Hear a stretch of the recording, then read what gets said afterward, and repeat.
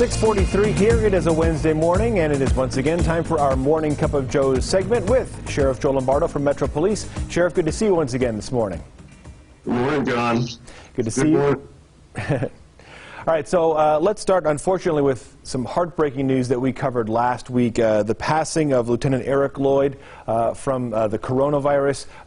We know how involved he's been in the community with fallen officers.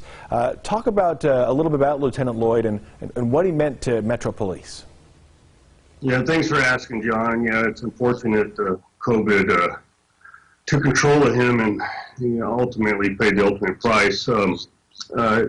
Erik was a good friend of mine coming throughout my career on the police department, and him and I worked closely together for his 30 years. He actually put in his retirement papers here recently.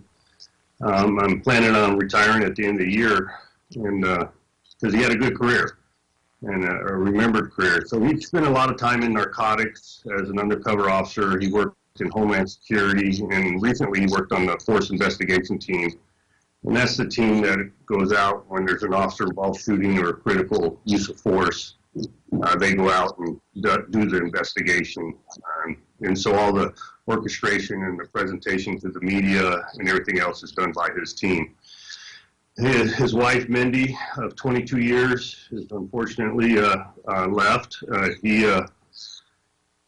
She's a very close friend to just about everybody on the police department because of their work with the Injured Police Officers Fund. Erik Lloyd was the president of the Injured Police Officers Fund for several years, and so they were instrumental in helping officers that paid the ultimate price and or got injured substantially on duty. So he was very benevolent, a people person, community-oriented, and he left 2 daughters and 5 grandkids. So his funeral is scheduled here. They're still working out the details, and the family's looking for probably around the 19th of the month. And we had just seen Lieutenant Lloyd talking about efforts to help raise money for Officer Michelonis and his recovery, which is a lifetime, essentially, of care he might be facing. So it's just tragic how this has played out for him. But it does bring up the issue of COVID-19. It is the leading cause right now of death for law enforcement officers nationwide. I'm wondering if this tragic passing is changing maybe some of what Metro is doing to keep officers safe. Yeah, that's an unfortunate stat. Usually it's for accident or suspect encounters. And in this case, it is COVID. And the issue at hand is whether we're essential or non-essential. And obviously, in my opinion, in the public's opinion, we are essential. We still have to go out and interact with the public on a daily basis, provide that blanket of security that's required of a police department, and we have to encounter people on a daily basis. We have well over 3 million citizen contacts on an annual basis, and you got to do everything you can as the leader of the agency to ensure your employees' wellness is protected like the community. And so we provide the necessary PPE to our employees. We went through all the struggles to try to obtain that, like everybody else, during the initial throes of COVID. But I made it mandatory here in the last few weeks that employees will wear masks.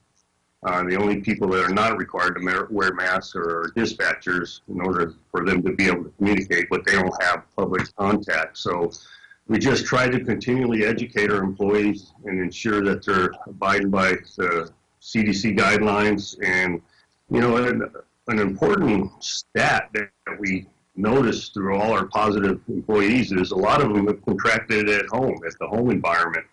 And, and then unfortunately, sometimes they bring it to work. And we have to have strong leadership and tell our employees to stay home no matter what the symptoms are and ensure that we have a safe environment for everybody. So we're pretty robust in our contact tracing, when we have a positive employee. So right now we have well over 200 employees off via contact quarantine.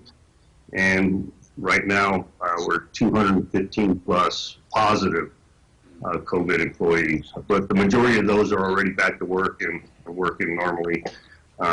Erik Lloyd was one of our unfortunate positive employees. Well, Sheriff, unfortunately, we'll have to leave it there. We'll all try and stay safe, certainly, as we deal with this pandemic, and it's good to see you once again, and we'll chat again next week. If you have a question for Sheriff Joe Lombardo, you can submit it at our website, 8newsnow.com. Find out if your question is answered every Wednesday. The time